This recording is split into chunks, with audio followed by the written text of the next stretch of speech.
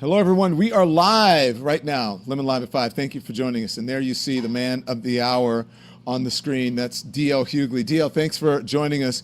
There's so many stories that I've been wanting to talk to you about. I've been bugging you every day, like, DL, we got to talk Right, about this. We got right. to talk about this. It's a good thing I'm here. We're going to talk about the Knicks and other things going on in the news, Right, including the White House, right. the booze and all of that. But I want to get just first off, I want to get your thoughts on this case out of Texas with this guy, this young man. He's Karmelo 19 now. Anthony. He Right. was Carmelo Anthony. He's 19 now. He was 17 at the time. Got into an altercation with one of his high school, I think someone he knew from high school, pushed him out of the tent, didn't want him in the tent. He said no. They got into a fight. He stabbed him, and then the kid ended up dying. And now he's getting 35 years. Right, He's been sentenced to 35 years. right. Look, no one is saying, my heart goes out to everyone here, Sure, but sure. some premeditated murderers don't get 35 years. Adults. Um, I think it says a lot that we live in a society where Kyle Rittenhouse can leave where he's from, go with a long gun that he ain't authorized to have, he's too young to have, shoot two people, and people can find him innocent. It says a lot that George, that Zimmerman can gun down a dude after the police, a young man after the police told him not to follow him. Uh, that we have Tamir Rice who gets shot by a police officer who was so poorly trained and was such a bad prospect that he'd been fired from other police departments. And they said no amount of training would make him a viable officer, and he's acquitted. We've seen that. And I don't want, first off, I want to acknowledge that loss of life is tragic. And I don't want people to be treated like Carmelo Anthony was. I don't think, but I think that everybody should have the same presumption that you gave those other people.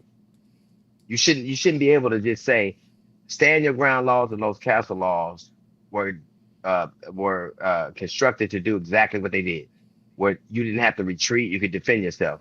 It should work the same for everybody. It shouldn't be justice shouldn't be just us. Now I'm not negating what happened to that family's uh, uh, loss. That was horrible, but we watch example of people being acquitted with less provocation. So it's just speaks to me about what we are. Plus, the judge allegedly knew his father, and the DA knew his father. It's there's a lot of things, and he had an all white jury. Let me tell you something. Nothing all white is good for you. Nothing. I don't care if it's sugar, rice, potatoes, pasta, or juries. Nothing all white is good for you. Well, they're saying that they struck the three black jurors. I On speak with. purpose. I'm gonna, yeah, I have two attorneys coming up that are going to talk about that. But yeah, it was an all white jury, and again, death is tragic, as you said, and Sure. nobody's wishing anything upon anything bad upon the family of the sadly the young man who died. But you have kids.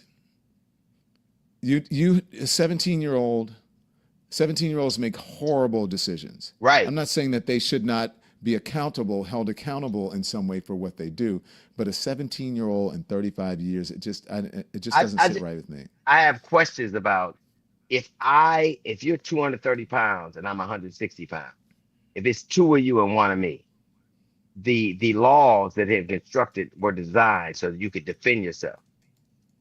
You could defend yourself. And we've seen them apply. Now, I don't understand how they're not applied here. I don't.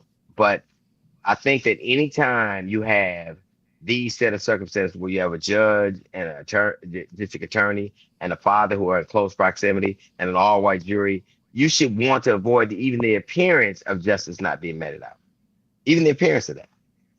And I guess they don't seem to understand. I just watched a president pardon people that assaulted police officers. We've watched over and over again. Zimmerman. Well, I watch a young man choke to death because he was so loose cigarettes, and people acquitted them. I watched a political party have a moment of silence for a murderer. So I think if justice is gonna be justice, it can't be just us. I wonder what I know you're not an attorney, but what do you think should happen? What would you like to see happen in this case? I think that it should have been like everything else. It should be an impartial jury. It should be a jury of his peers. All white people are not a jury of his peers. I think it should. There should be no connection between. There should be no connection between the district attorney, the father, and the judge. I think it should have been, a fair trial of facts. A young man lost his life, but these laws that are existing, the castle law, the standing ground law, were created for just these set of circumstances. I wonder why it looks different now. DL, let's talk about voting, because the folks I speak to say, this is also an issue of voting and elected officials, because the people who are sentencing him, the judges, they're elected officials. The district attorney is an elected official. The people who are in charge of everything in the town are elected officials. And those people happen to be white. And, as you said, there are some reportedly who are friends with the family or have a connection with the family. But this is why not just national elections, local elections can be more important than national elections. Very much so. Listen, if we wanted to do something about the situation in voting, we should make it mandatory like we make jury duty mandatory. You should have to serve. You can't just tell somebody, I don't want to go to jury duty. But the problem in America is we all want the people who we want to vote and not the other ones. Like in California, they're counting our votes under the auspices of something being rigged, but they don't want to count black people's votes in the South. A jury of your peers. How is an all-white jury a jury of Karmelo Anthony's peers? Well, they never intend. Listen. If you asking me, I don't think that all white people should be able to do anything in secret at all. I don't think they should have. I don't think they should be able to have drapes or curtains. Everything should be clear, because anytime. Let me tell you something. When it's all white people in secret, it's bad for everybody. I think that striking those jurists that were black was for a reason. I think we have a very fraught relationship with the judicial system in this country, specifically because of these things. I don't care if it's To Kill a Mockingbird or what we have right now. That young kid has and should have the presumption of innocence. He should have an impartial jury. He should have an impartial trial of facts. And then it should be if it is McKinney all white. Because if it isn't, it should have been an all-white jury. It should be reflective of what's happening. They 3 hours. So they pretty much made up their mind. Now there are folks in the chat, DL, who are saying he had bad lawyers. I don't know. I wasn't in the courtroom. I don't know how good or bad his lawyers were or are.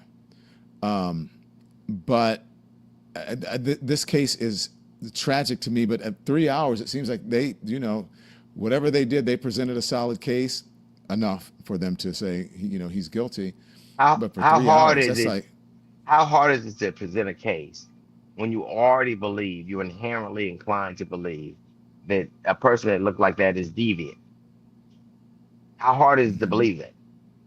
And to me, that is why, if you wanted to be fair, juries should never see your color, your age, your race. They should just be presented the facts. But we want people in juries to be seated so they can see things, so their biases can be brought into play.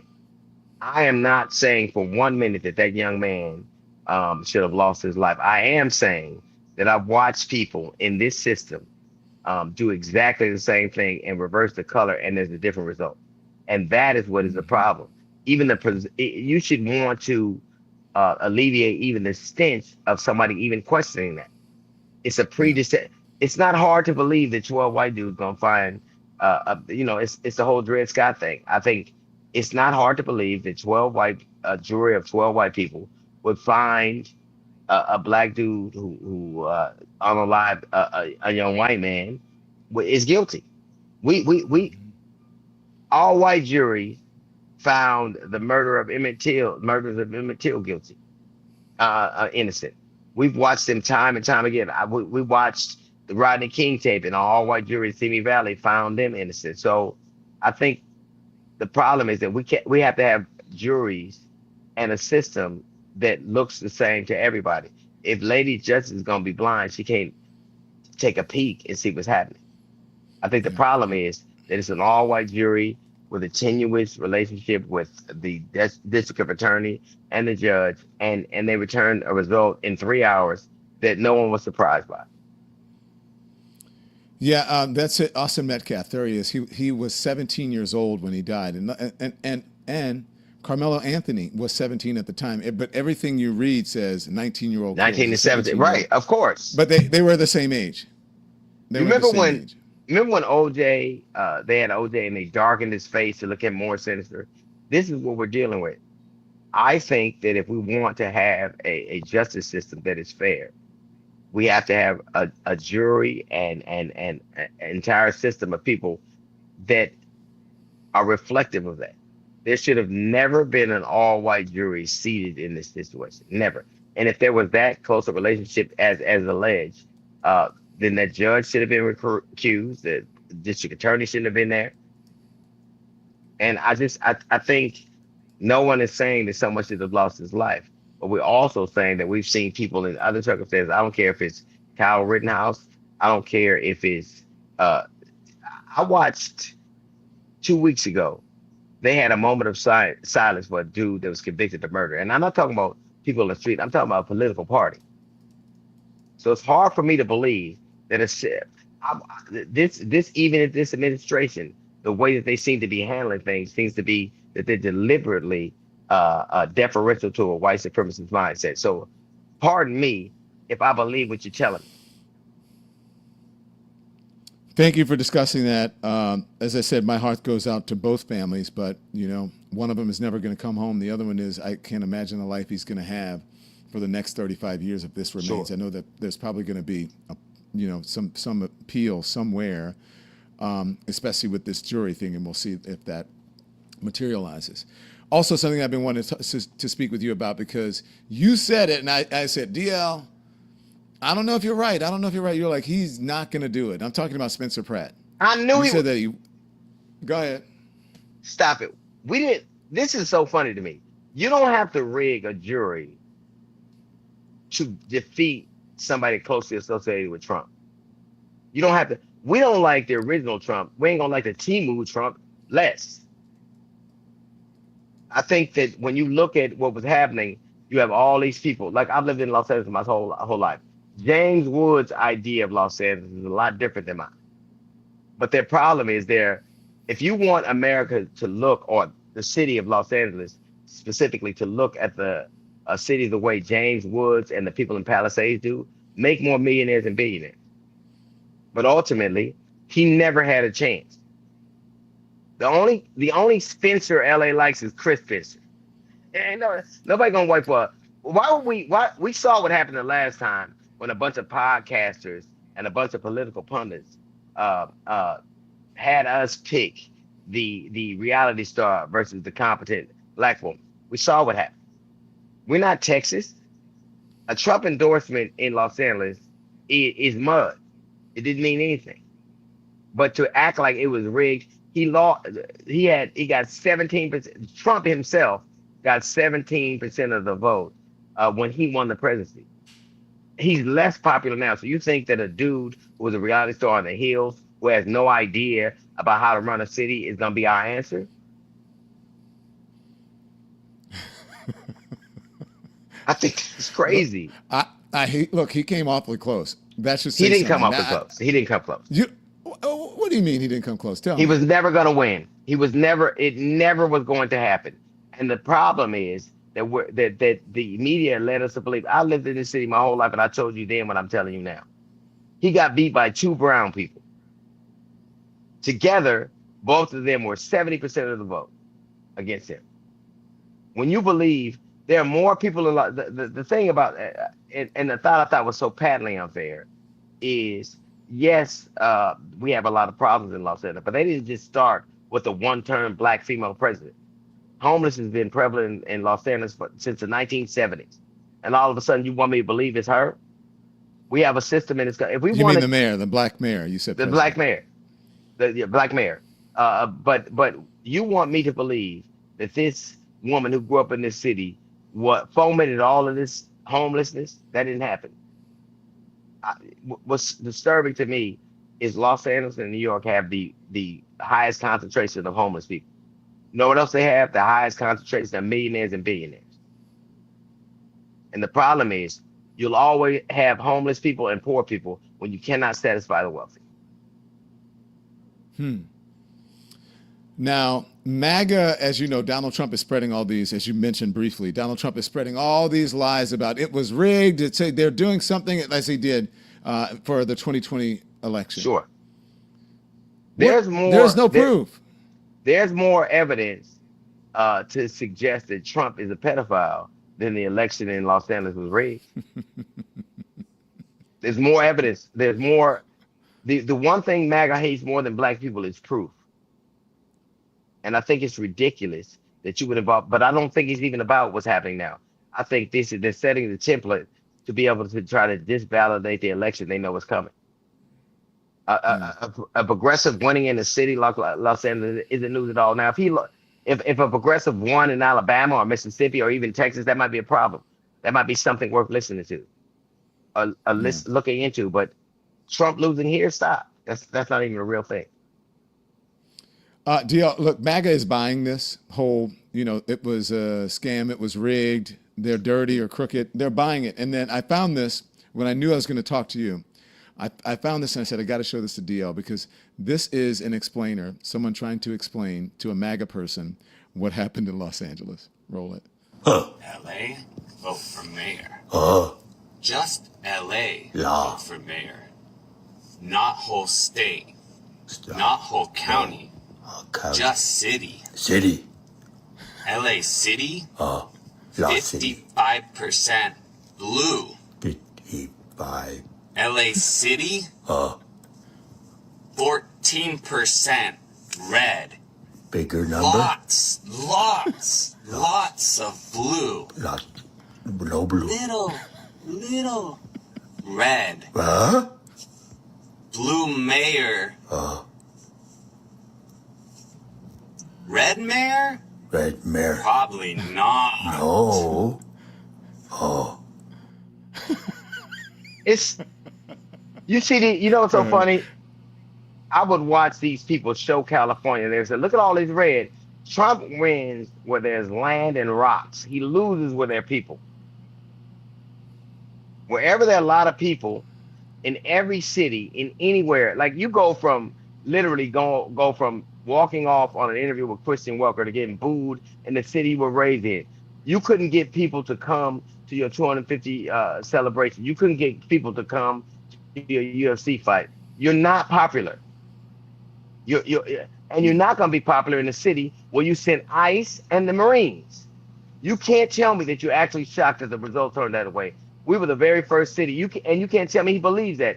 We are the city. We're a state and a city that you have cut funding for. That even now they're taking out the buoys that are supposed to tell us whether a tsunami is coming. They've cut funding. They sent the Marines and ICE here. Of course you're unpopular here.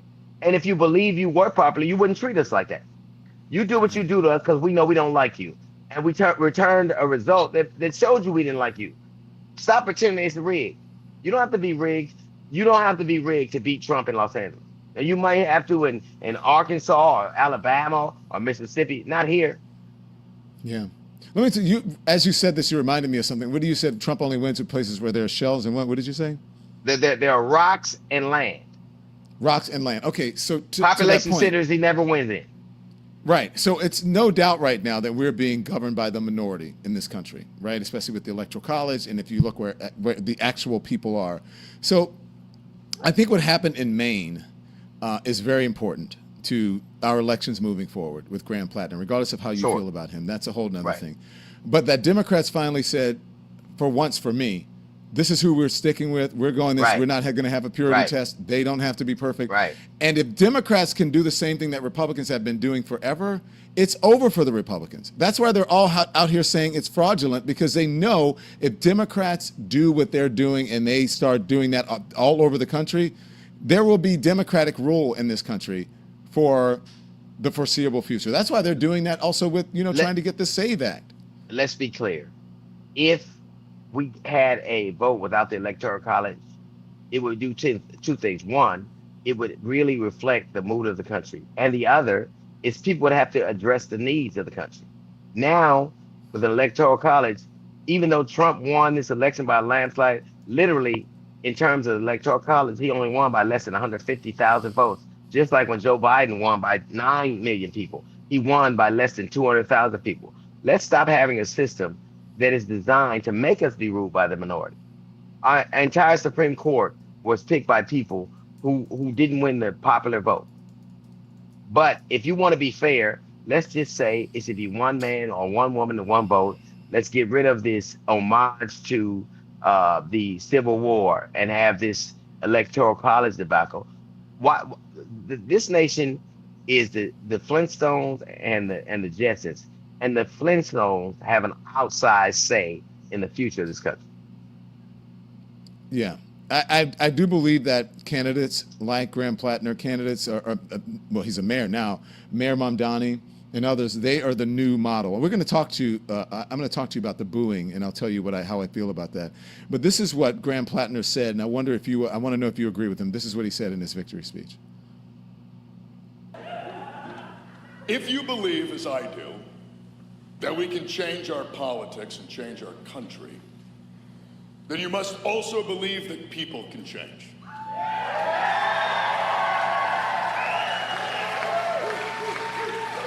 And the reason I believe that is because I have lived it. And the reason that I have lived it is because of my wife.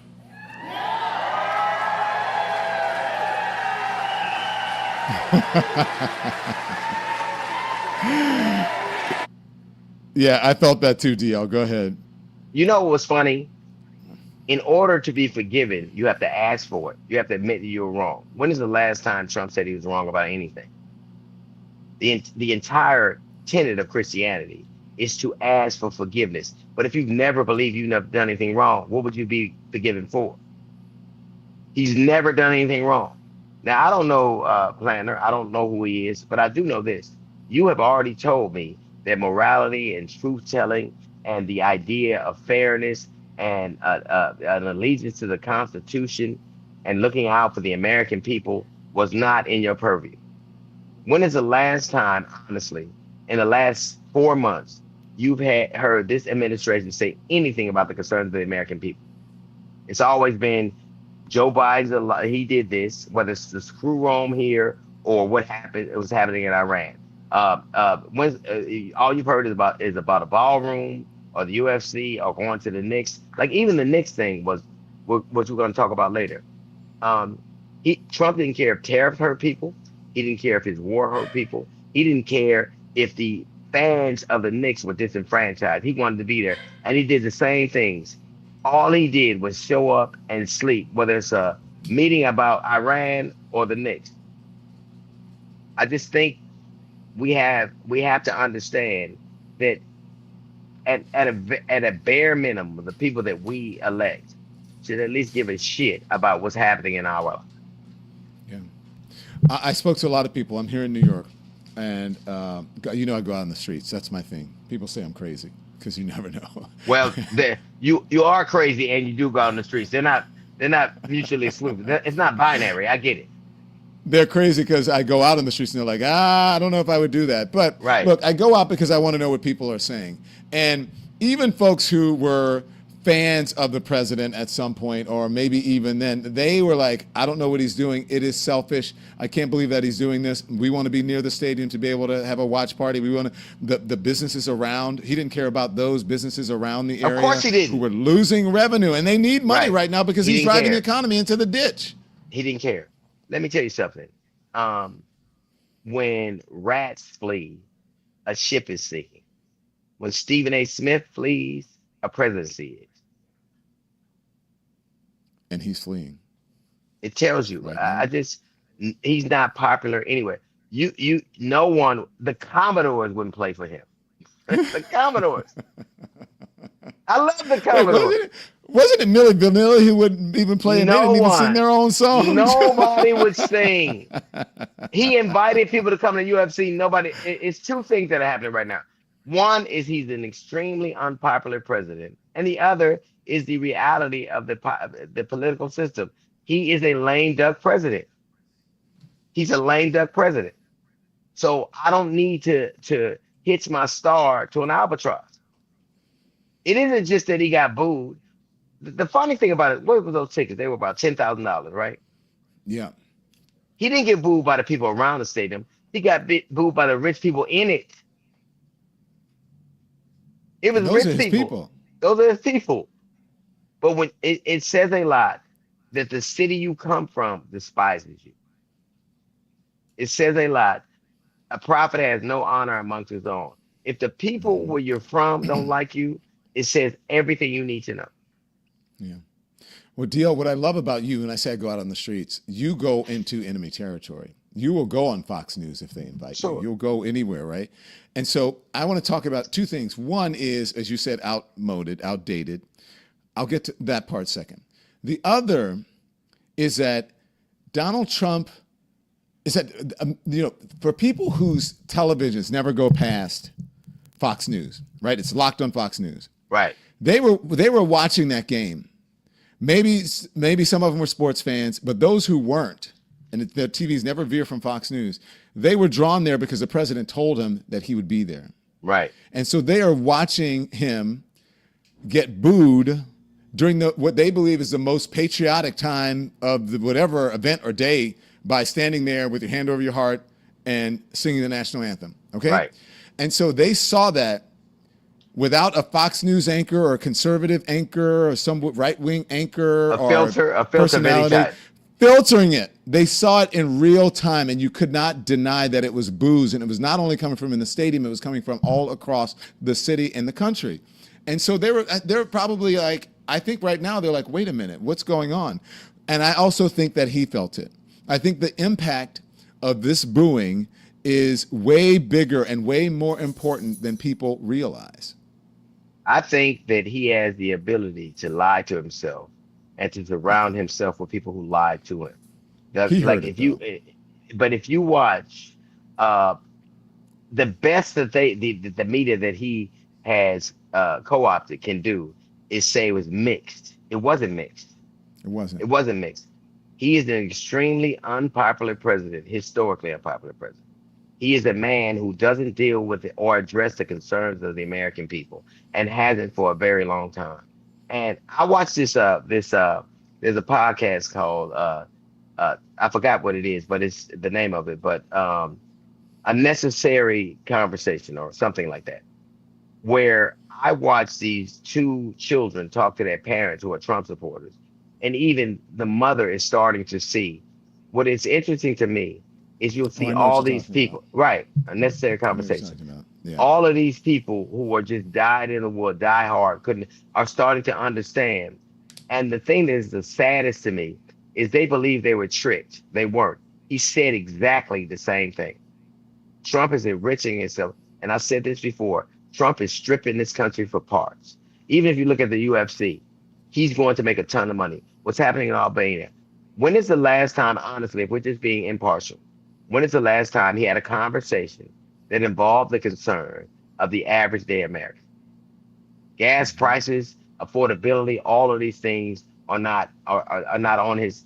We have to stop, Iran from getting a bomb. The truth of the matter is the other presidents who existed before him stopped them from that too. They didn't invade him. And if the military in Iran is supposed to have been destroyed, why are they bombing Israel? Why did they shoot down Apache helicopters? This is the most violent ceasefire I've ever seen. Yeah. When you said it wasn't mixed, I want you to listen. I want you to listen to this, and then and as we're listening and watching this, I want you to just look at Donald Trump. Just look at him. Lights last gleaming. whose broad stripes and bright stars through the perilous fights o'er the ramparts we There was no, that was not mixed. And what I'm saying, he looks like shit. All right. And if you get him sitting there, he looks like shit. He's bloated. He's ruddy. He's falling asleep. I've been saying this since I watched it, that he seems like an outmoded, something like a phone. You know, you have an old cell phone that you keep in a drawer, and every once in a while you run across and you're like, damn, oh, I remember that model of phone. That's how I feel about him, and that's where we're on the way to. And he cannot update. His battery is dying, and it's time to replace him. He just seems like the old model, especially compared to Mamdani. Those cries are the same cries the American people have had, whether it's tariffs or gas prices, and he is just as deaf to them as he was to those pleas. That is really indicative. That's a stark example of where we are right now. A country saying, be concerned about our concerns, care about what's going on with us. We have foreclosures and farms losing. The farms can't get fertilizer. Farmers can't get fertilizer. Businesses are closing down. Everything is happening, but all he can talk about or be concerned about are his concerns. And I think the starkest example is watching those are little more than the cries of the American people. And watching what happens when you and Dolan, who was another rich, fat, sleepy dude, is falling asleep while everybody else is crying out for help. And the thing that is the saddest is those people actually believe that man would actually hear their cries and would help them. And he doesn't. He doesn't care. Yeah. They weren't fooled. They just let themselves be lied to. I want to know, DL, where you were, what you were doing when this happened. You don't want to know what I was doing.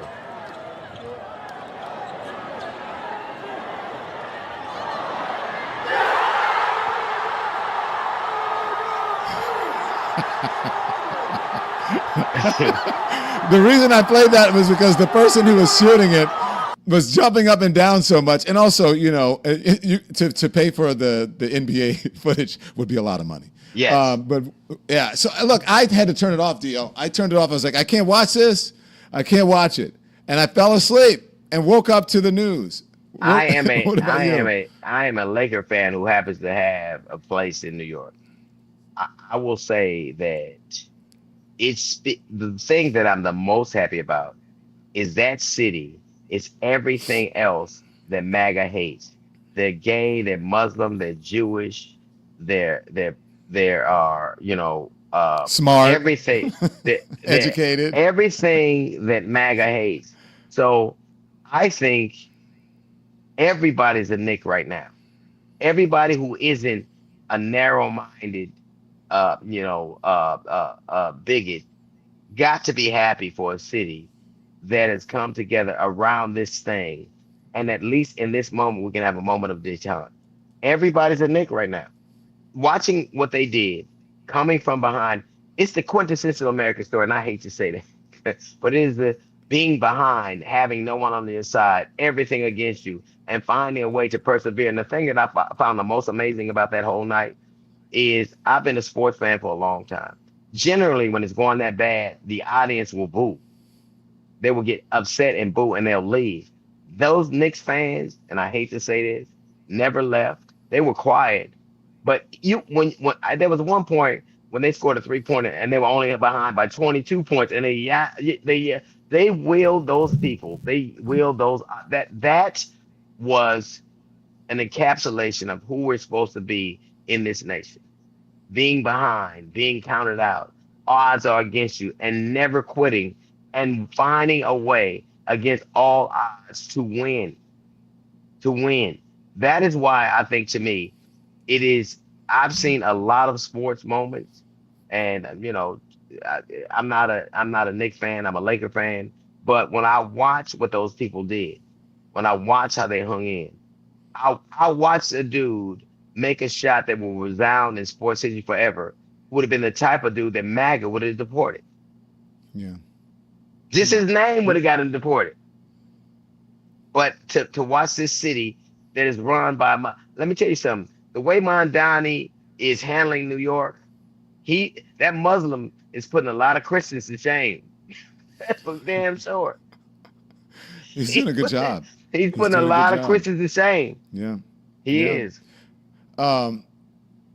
That's a life lesson in there. I talked about it this morning. I actually got a little emotional, DL, when I say, because sometimes you think when you're down and out and you don't have nothing, the last thing, you got to act like you're going to win. You have Right. to act like things are going to be better. Every You day gotta I fake wake it up till and you I make say, it. You gotta fake it fake till you it make till it. you make it. I wake up every day and say something good is going to happen to me today. Right. And you fake it, and then all of a sudden the universe or God or whatever you think it is assists you.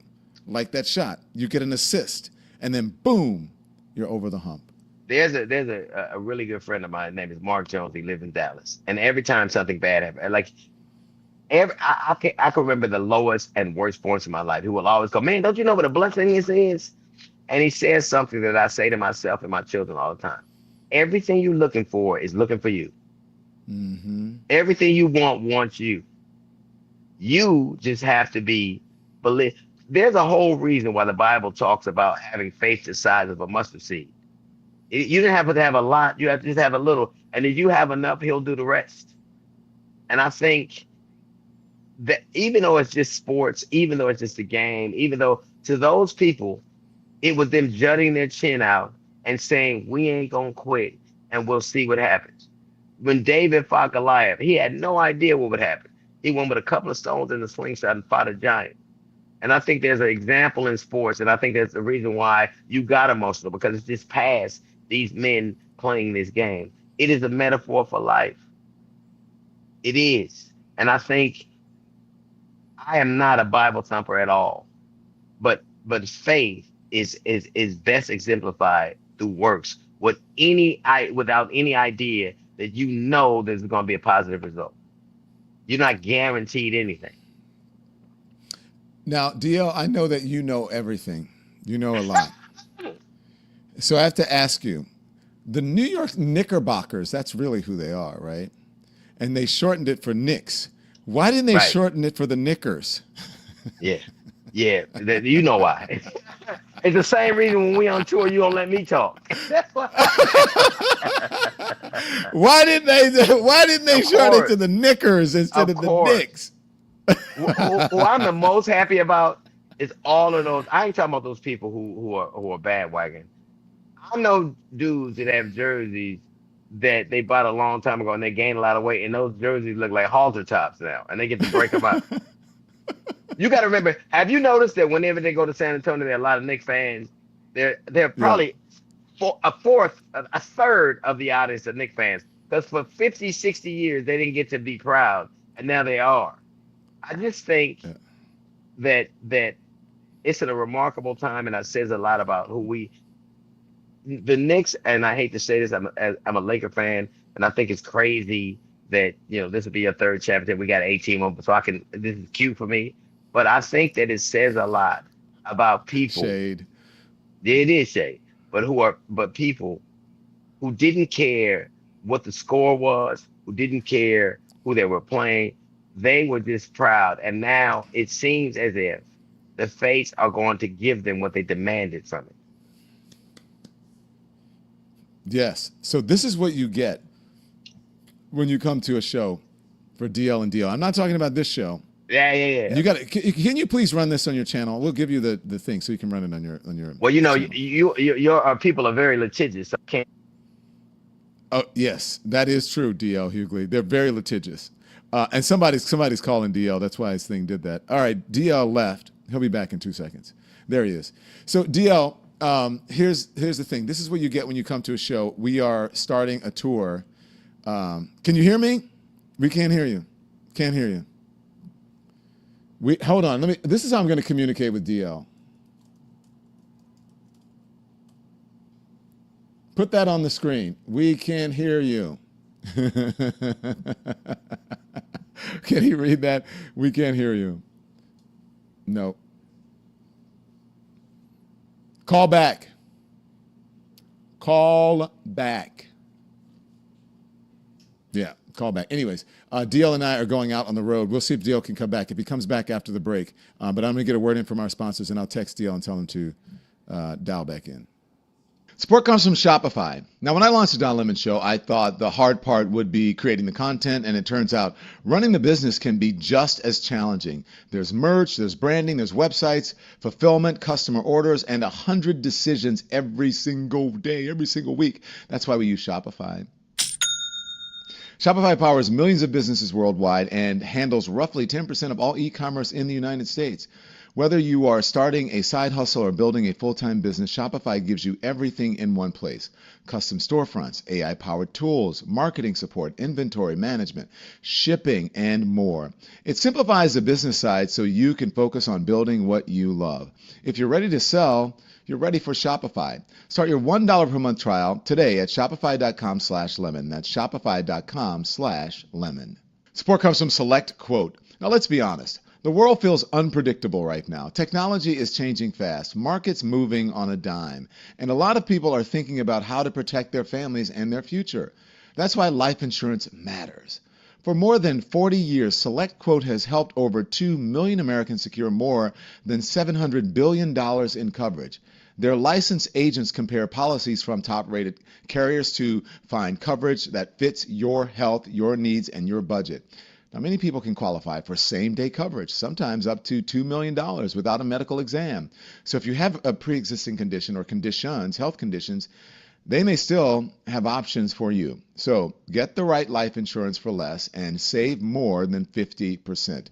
Visit selectquote.com/lemon today. That's selectquote.com/lemon.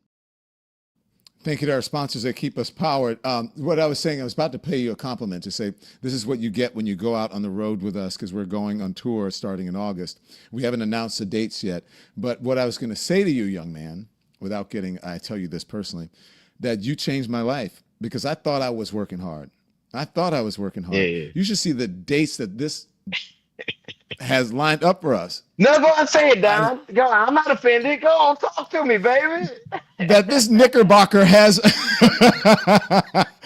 lined up for us. We're all over the country from north, south, east, and west. And I'm exercising muscles and talents and whatever that I never thought that I would. You changed my life. I You tell you really what. did. You opened up a whole new avenue for me, and I appreciate you for that. Thank you. I love you for it. And I love you. And let me tell you something, man. And we talk about this all the time. We didn't have the relationship we have right now. And it's amazing what happens when you listen to somebody. But I said, we gonna go all over the country. You're like, oh, I don't know. Now we got 30 did. days coming up. So I think I think that I really think that I don't necessarily care what the outcome is. I like to be in the company of men that I respect and I love. And I think, and this is a weird thing, the reason that the Knicks won to me is because they dig each other. They love each other. They were a band of groups. They were throw-ins and somebody got their contract denied and people that had been written off. But in that right there, they Voltron. They can make something special happen. And I think that's what we do, man. So to me, every time I get a chance to work with you and I get a chance to hang out with you, I'm proud of. I watched them arrest you. I watched them shit on your name. I watched them malign you, and I watched you jet your chin out like a man and say, "We'll see." And that makes me the proudest of people. And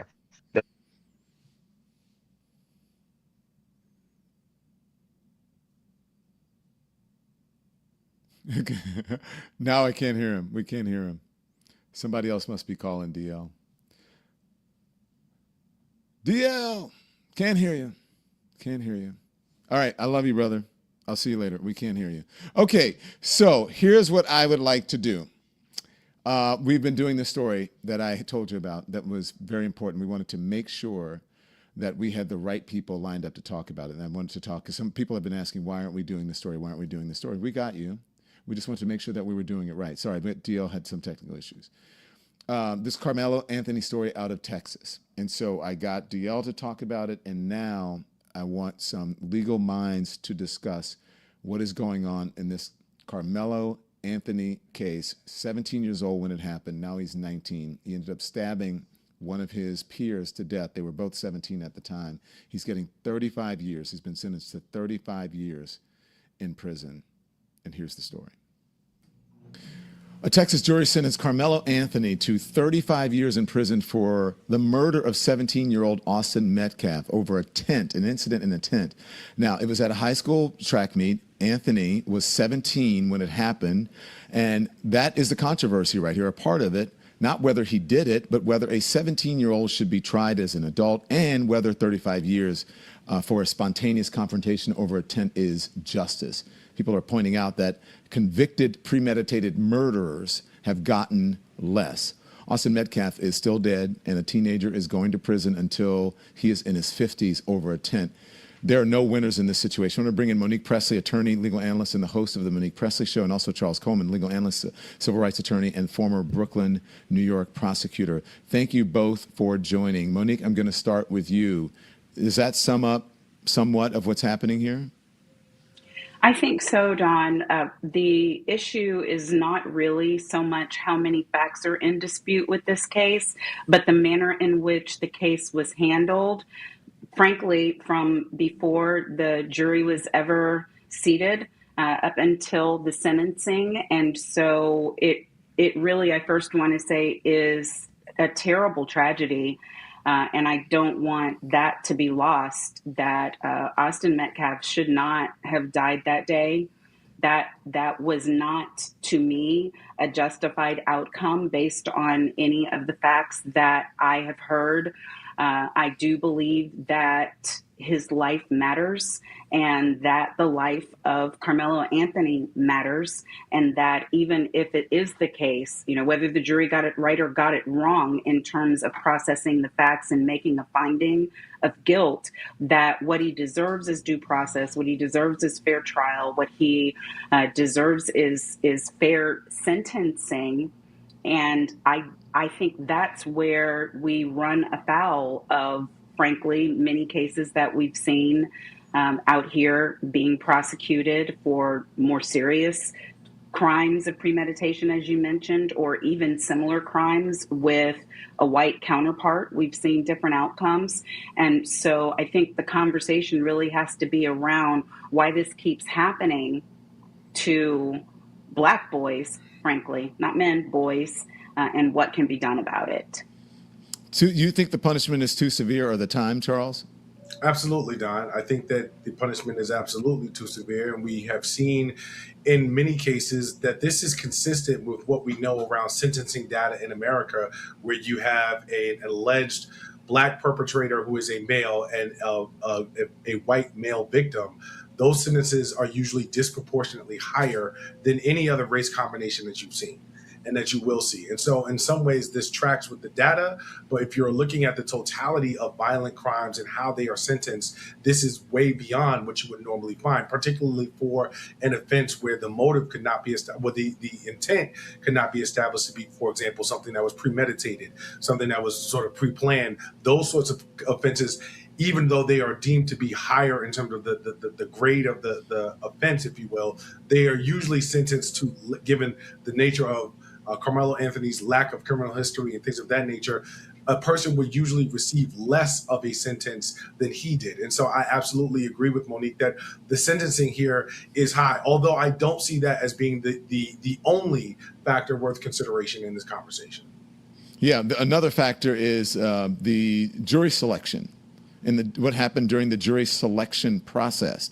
There were no jurors of color here. They were all excluded from this trial, Monique? Yes, the 3 prospective jurors who were Black, who made it to kind of the final phase of the jury selection process, they were struck by the prosecution, and the defense raised what's called a Batson challenge and put before the judge their belief that they were struck because of race. And the prosecution offered by way of response that they were struck for what we call neutral reasons, that they were educators, that this involved witnesses who were going to be coaches, students in a school system, and that I don't know if the argument was that they believed there would be a lack of partiality, or that it would be more difficult, or that they would believe or disbelieve the witnesses more or less, but it had to do with their field of education.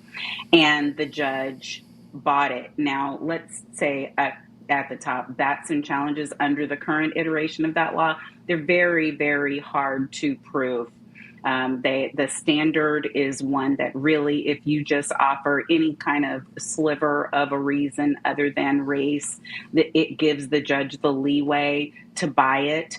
And the other thing that I raised, not just with the Batson challenge, but with this case, period, in Texas, because this wasn't a federal case, this is a state case, is every portion of this case, Don, to me points to the importance of our voting system and the importance of our showing up when it matters in local elections, because what I hope we will talk about, him being charged as automatically as an adult at 17, that's because of state law. That's a voting thing. This judge who determined this matter was elected. The prosecutor who brought this case and went for murder was elected. All of the systems that are in place in Texas for state crimes like this involve the electorate. And I firmly believe that our people need to wake up and understand, even if there's only 12% blacks in Collin County, there's 18 to 19% who are Hispanic. There's 19 to 21% who are Asian. And we have to start voting in favor of our interests, or we're going to keep getting outcomes like this. Donna, go ahead, Charles. I do want to point out for viewers in terms of, and this is a little bit in the weeds, the process that Monique was just talking about with respect to a Batson charge. There may be, on behalf of Karmelo Anthony's defense team, an opportunity to appeal the notion of a Batson, of the way that the Batson charge was decided, only because what typically happens, and Monique can attest to this, when you are at trial and you are going through jury selection and you raise a challenge to a witness based off of something that you believe, would preempt them from being on trial, you will at times have a judge or say that they should be stricken for cause. In a Batson challenge of this nature, the judge can have an opportunity to have a sidebar with the witness and attorneys present and ask them whether they can be fair and impartial. I've had this happen to me before, where I have risen, where I've made a challenge to a witness, and because of the challenge that I've made, the judge will try to rehabilitate that witness by asking them, do you have a problem with being a teacher, understanding that there are going to be students and witnesses who are connected to schools? Can you still be fair and impartial? And on those bases, the judge has either allowed, and the witness will usually say, yes, I can be fair and impartial, or no. And if they say yes, on that basis, the judge will usually allow that person to sit and deny the ability to strike them. And so I don't know whether that happened in this case as a result of these Batson charges, but I do want to make clear for our viewers and for the audience that there are additional steps of recourse that the judge did have in this case when a Batson challenge is raised in order to try and rehabilitate a juror so that they can actually serve. What difference would that make, Monique? Answer, but what difference would that make? Would that mean a lighter sentence, perhaps, or would it? What difference would that make? Difference in having black people on the jury? No. To appealing the Batson challenge, and if it is appealed, what difference would that mean in the case? Because again, we know that he did do it. Would that mean he would, instead of 35 years, he would get a lesser sentence? Would he be moved to a different type of facility? What would that do? Because he's not going to be found not guilty.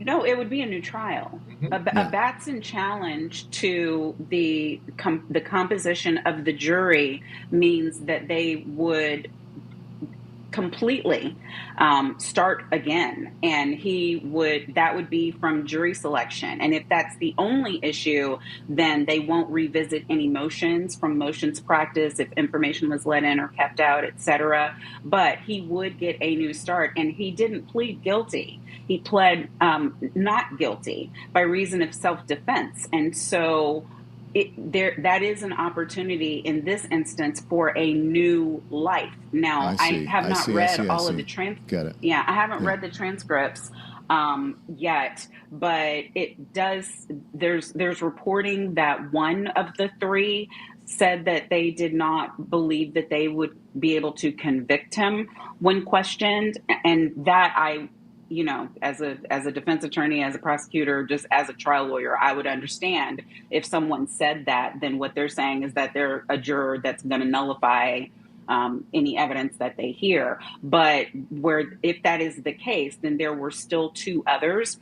And for those who are saying in a case like this that it seems is race neutral, where race doesn't matter, I beg to differ. I just want to explain that when you're in Texas, I'm a Texas girl, and you're from a place where there are very few of us, and you're in circumstances where you may feel attacked or targeted, or like you're outsized, which was the case here, or like there's one of you and a whole bunch of them.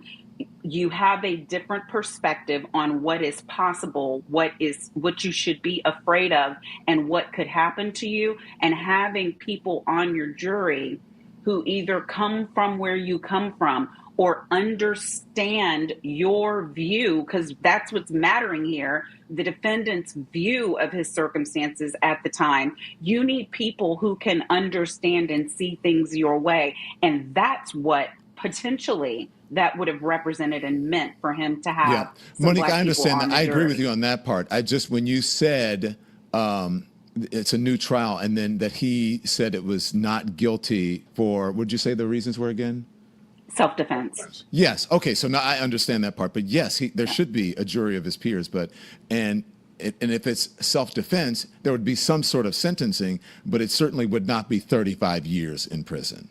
Correct? Well, self-defense could have been not guilty. It could have been not guilty by way of self-defense. Right. So that's what they were arguing for, not for a lesser sentence. Now, the jury did also have an opportunity to find manslaughter, and they rejected that as well. And they went for murder in this case. And I don't, Charles and I might for once see eye to eye.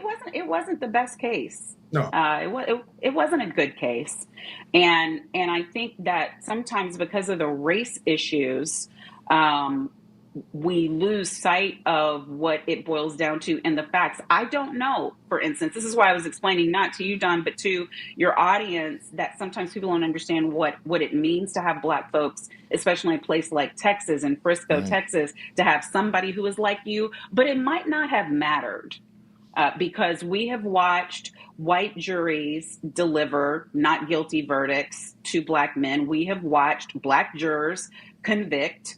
And so it's not an assumption that because you got somebody Black on the jury, that's going to be your one holdout and they're not going to get the unanimous verdict they need. But at least you start from a place where you have people who may see the world through the same lens as you. Yeah, and the right thing is to have a jury of your peers and people who actually look like you and have similar experiences, regardless of what the outcome, what outcome that they may. So he has the right to that.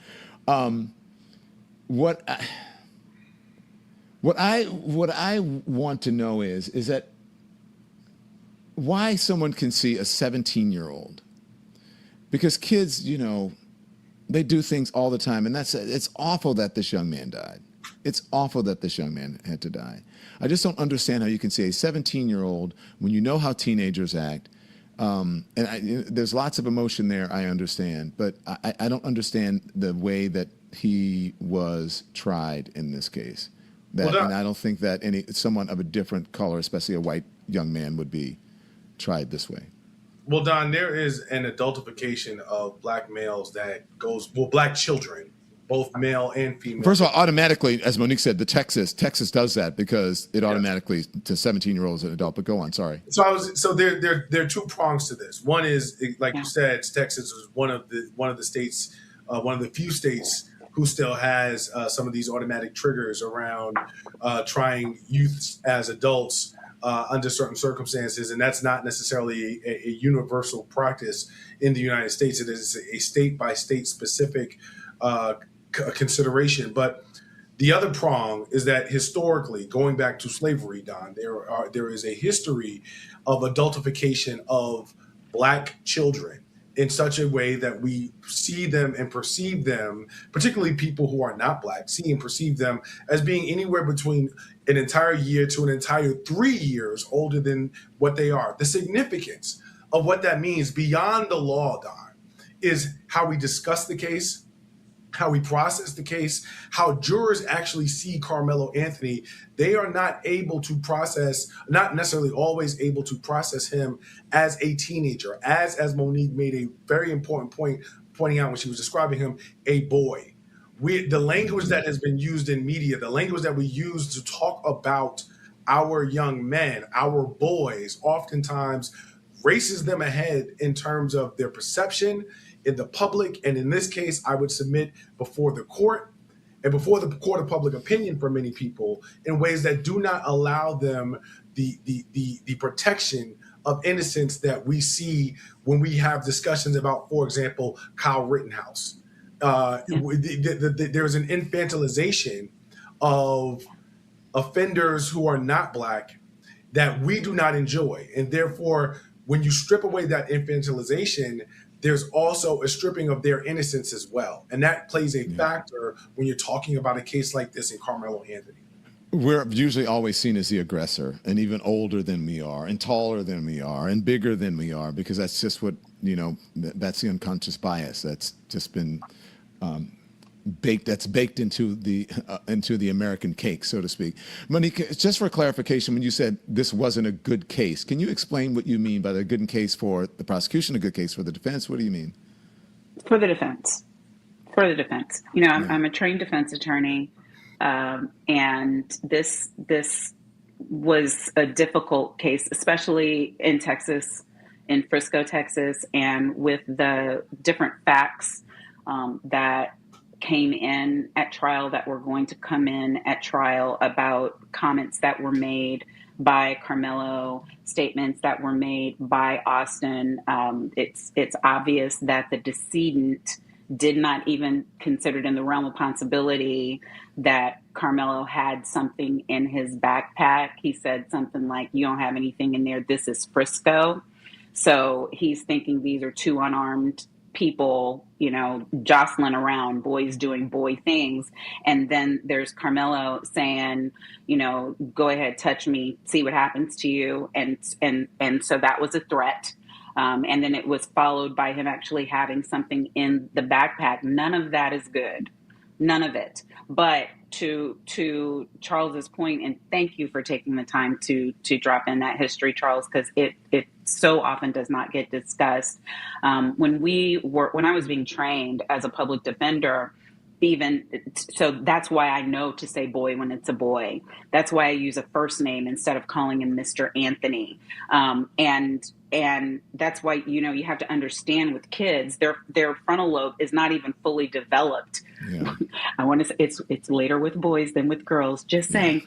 But it's 18. It's 18, right? Before you start even getting fully developed. And so we send them off to war and they're barely at adulthood, our young men and women. And so this was a boy making a bad boy decision that was based on his life experience, his assessment of his threat level, his whatever was going through his teen head at that time.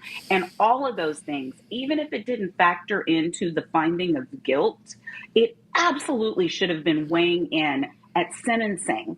And that's where we're not just seeing differently as an older, we're seeing guilty, we're seeing more culpable, we're seeing more responsible, we're seeing having more sinister thoughts. And so there's no boys being boys. You know, we're not permitted to make mistakes. We pay lifetime consequences for childhood mistakes.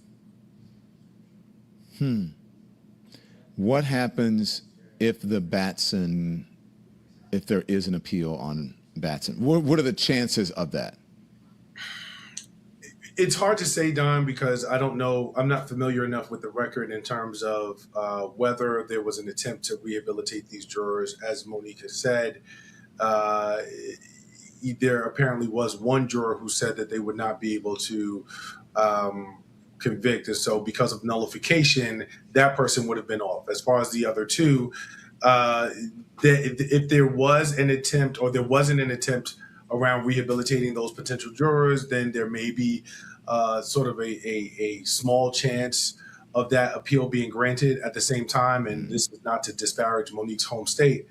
This is Texas. And so it would be in front of a Texas Court of Appeals and a Texas judiciary and trust and believe that there would be an absolute fight behind it, especially given the facts of the underlying case. I think that that's one thing that we have to be honest about. We would like to say that when we have conversations about appeals and the law, that the only thing that we're ever really looking at is the one discrete issue at hand, which in this case would be the Batson challenge. But the truth is that the jury, that a panel of judges that would be looking at this are aware of what the underlying facts are. They're aware of what the underlying implications are. And while they may never, ever mention it as part of an opinion or a decision, that I can't imagine would not play at least a small factor into thinking about how they decided such an appeal. So while an appeal is possible, while they have a legal right to an appeal, unfortunately, I'd say that it's not likely that it would be successful. But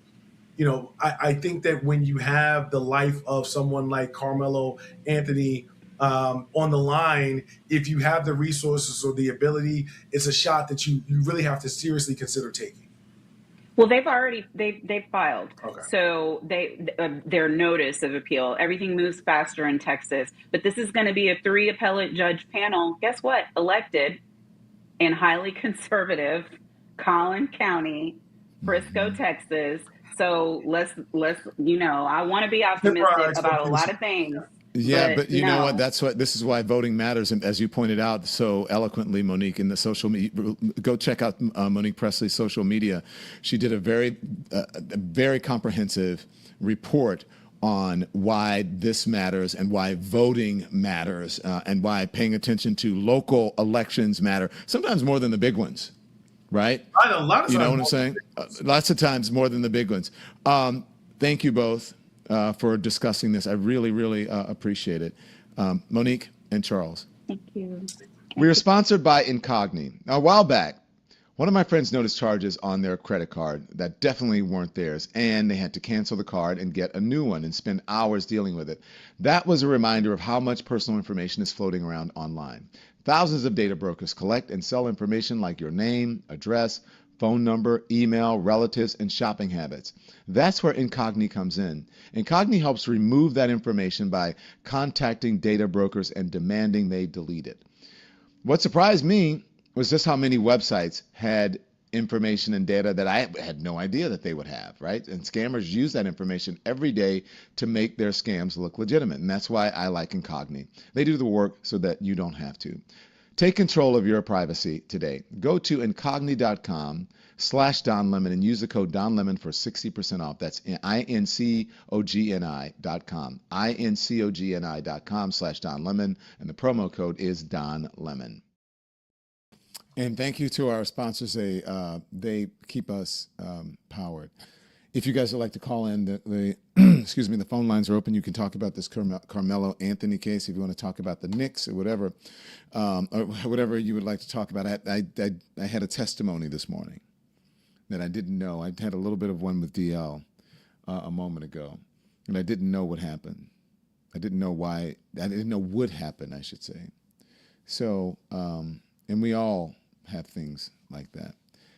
But this case really poses, I think, an issue for people because the families on both sides are dealing with horrific outcomes here. There's a report from CBS that shows you, it takes you inside of the family's thinking and how they are feeling and what they're dealing with right now. Here it is.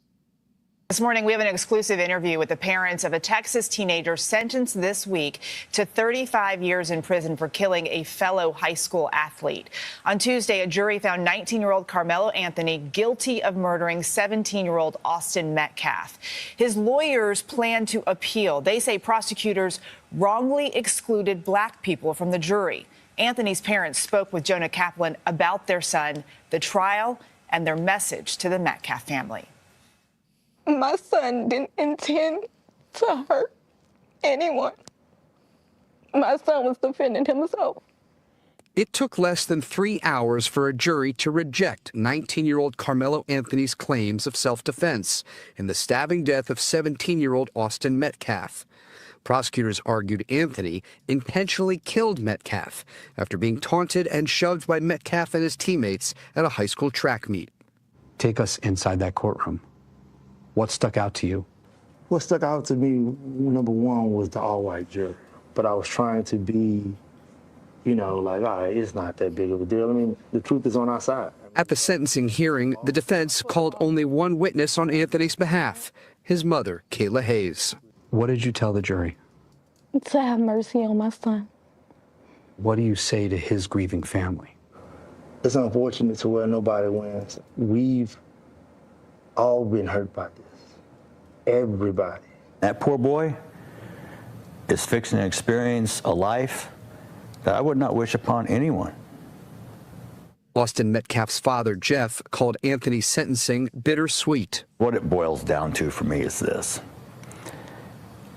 Austin will never walk through that door again and never give me a hug. The case drew national attention, prompting protests in support of both teens. And both families involved say they've received threats. This morning, I've had multiple emails, texts, threatening me, calling me all sorts of names. During our interview, the Anthonys made a point to call back one man they say continues to dox them. Why are you calling me, man? To make fun of you. Both families urged supporters to tame their emotions. I forgave him. But people need to understand about forgiveness. Forgiveness was not for him. Forgiveness was for me, so I don't carry the rage, the hate, and that around. It will eat me up like cancer. At the end of the day, there's nothing we can say or do for people to accept us. That's what I mean, that there's no good outcome. Because I feel for both families. I can't imagine being in the situation with both of those families, especially in this one when you're dealing with young people like that. Young people do silly, look, adults, people who are not so young, do silly things. They make silly mistakes. But if something wasn't premeditated, at least I don't know all the details of the case. It just seems, just, that it's much bigger than it should be. Yeah, I don't understand. And anyways, I don't know what if I were a juror in this case. I think I would want to take into consideration the person's age. However, I don't know if they were offered that. Like Charles said, we don't know, all the details of the case. They haven't read all the briefings or any of those things. I'm going to bring in Tanya, who is here. She says she's calling from Georgia, and she wanted to talk about Karmelo Anthony's case. Go ahead. Good evening. Tanya? Yes. Tanya, are you there? Dan. I want to Hi, say, go ahead. Yes, can you hear me? Yes, you hear ma'am. me? Hello? Yes, ma'am. Yes. Yes, I want to talk about the differences in the case with Karmelo Anthony, as well as the case with a case that happened in South Carolina with Mr. Chow, who is a store owner who shot a black kid in the back, and he ended up getting off. With the South Carolina case, the kid, he was suspecting the kid was stealing, so he and his son followed the kid out of the store, chased him 139 yards, shot the kid in the back, and killed him, but he was acquitted. And then you have this situation with Karmelo Anthony where he ended up into a fight defending himself and not saying that it was right that the kid ended up getting killed because you destroyed two families. Two families got destroyed in that situation. But the outcome of those situations or those cases, I just don't understand. Our justice system is all screwed up. Yeah, well, I mean, I'm sure you heard Monique, Tanya. This is why elections matter. People think that the elections are just about presidents or senators or Congress people. Those are important, but the local elections that you have in your city, state, town, municipality, whatever it is, those are important as well, because the people who decided all of this are elected officials, except for the jury. They're elected officials. The judge, whether it's an appeals judge as well, if this goes to appeal, some of the people in the town who have influence, like these are all elected officials. And so it's important the people you are putting into office, who you are putting into positions of power, to be able to run wherever it is that you're living, wherever you're living, because that's what you're going to deal with mainly. So yeah, it's sad for both families, but we'll see if there's an appeal. Thank you, Tanya. I'm going to bring in Jennifer Griffin. Jennifer, what say you? You want to talk about Karmelo? Yes. I really would like to know what incident preceded this, and was it bullying? Was it racist bullying? Because, we black people have had enough. We've been dealing with the microaggressions and outright spitting in faces and calling you nigger and all that stuff for years, and it builds and it builds. So I'd like to know what happened exactly, what happened before the incident occurred. Because, like I said, we can only get to a certain point. And these are two white boys against one black boy. So where is the equality or the equity there? That's my issue. Specifically, what happened, I'll give you an overview of it, is that they were in a tent, and Karmelo came into the tent because it was raining. These are the circumstances that I know about.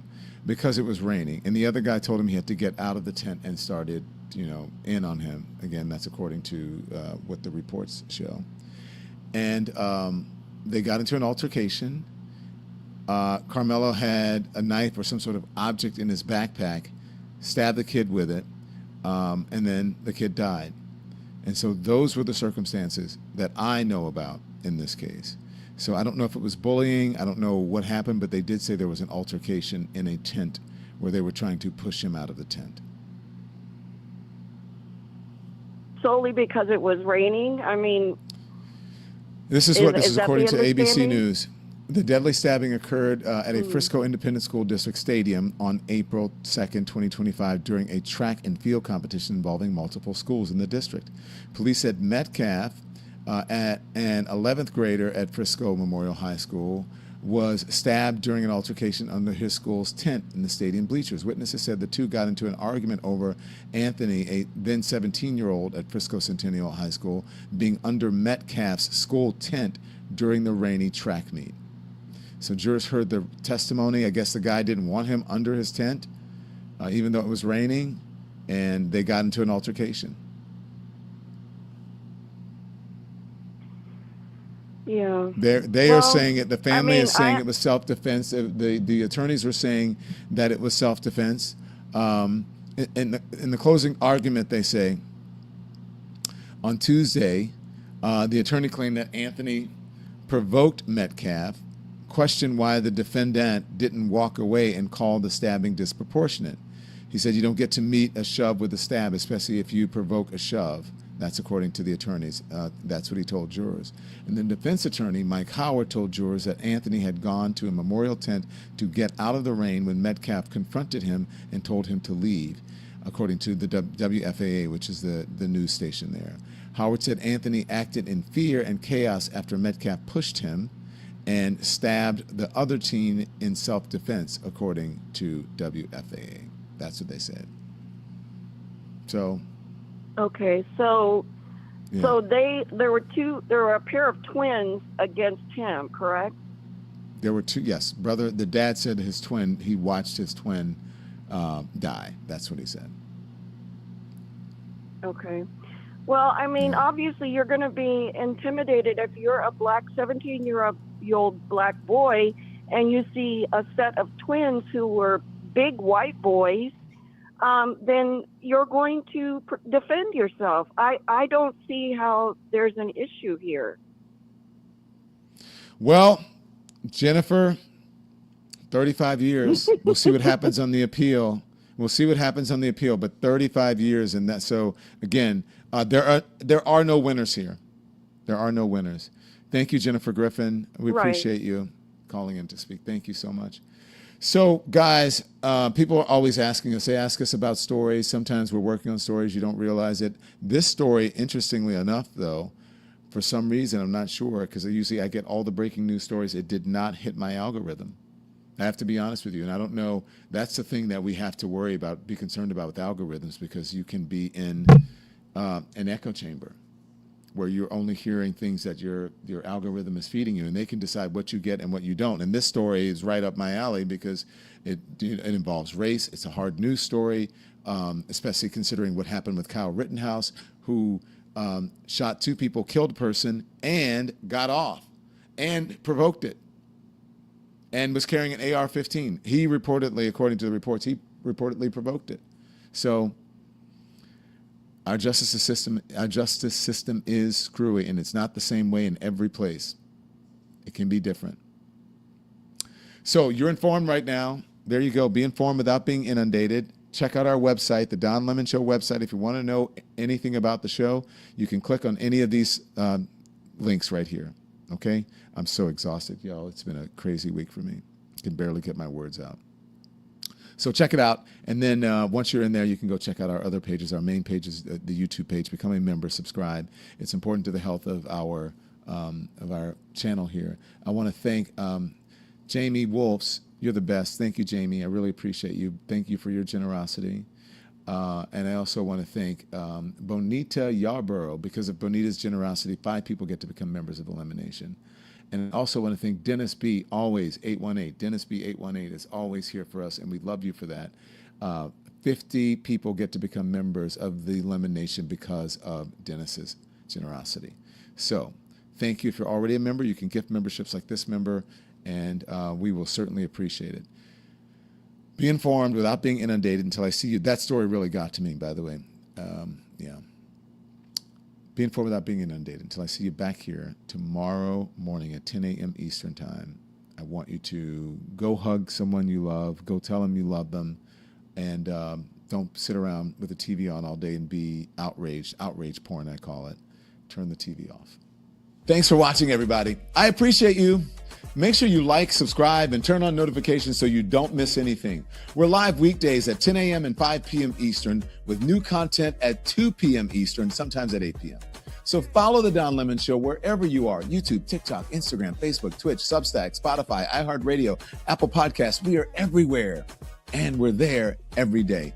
And if you want a little more, join the Lemon community. Exclusive posts, behind the scenes, live chats. Just hit join or check the channel pages. All right, I'll see you next time.